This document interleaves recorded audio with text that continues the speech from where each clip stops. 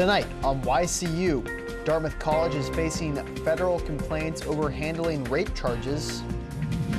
It's back to the drawing board for the casino plans in New Hampshire after the State House killed the bill yesterday. And Lori McClory tells us all about Bistro Nouveau in Eastman as Restaurant Week continues here in New Hampshire. With more news, sports, and weather, stay tuned. It's time for YCU, your local view. Now, your daily digest of the Dartmouth Lake Sunapee region and central Vermont. News, sports, weather, public affairs, and all that's happening in our area. The news on YCU, your local view. Good evening and welcome to YCU. I'm David Carmichael.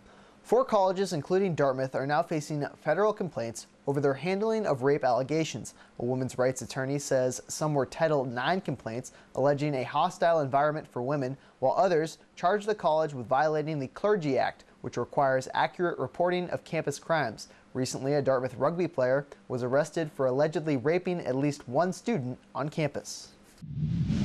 New Hampshire's House says a casino isn't in the cards for the state just yet. The House killed a bill that would have allowed 5,000 video slot machines and 150 table games at a single casino, most likely at a proposed one at Rockingham Park in Salem. Wednesday's vote was 199 to 164. We talked to a couple of local representatives with opposing votes on their views of the issue.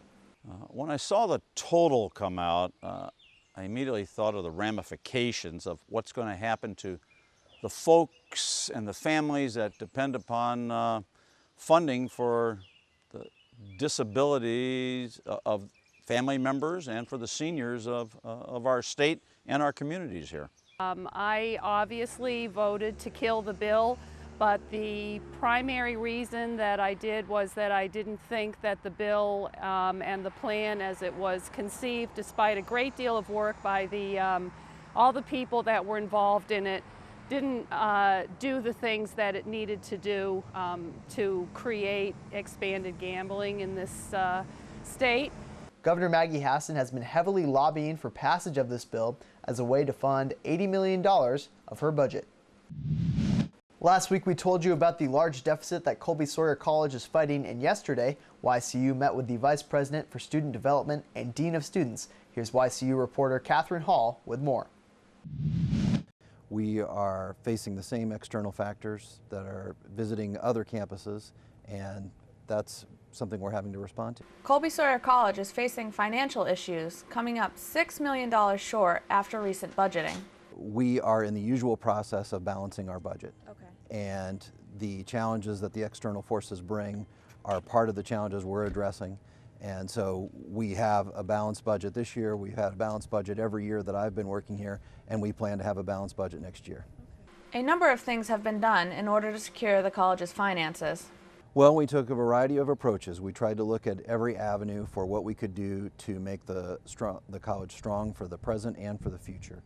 And certainly that meant looking at operating costs, looking at a variety of ways that we could address our concerns to plan best for the future.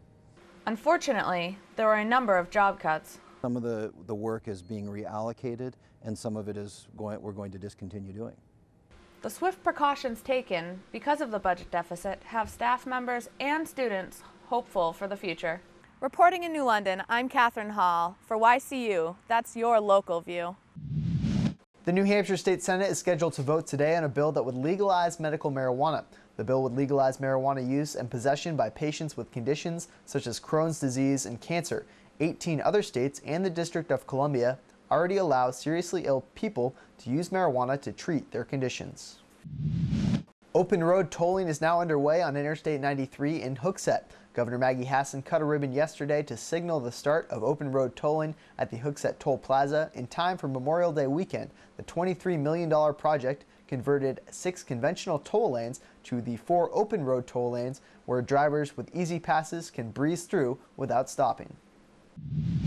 Governor Peter Shumlin has signed a law aimed at protecting companies from so-called patent trolling, the practice of making deceptive claims of patent infringement in the hopes of collecting licensing or settlement money. The law, believed to be the first in the nation, allows courts to consider if a claim is deceptive and specifies other factors that can be considered as evidence.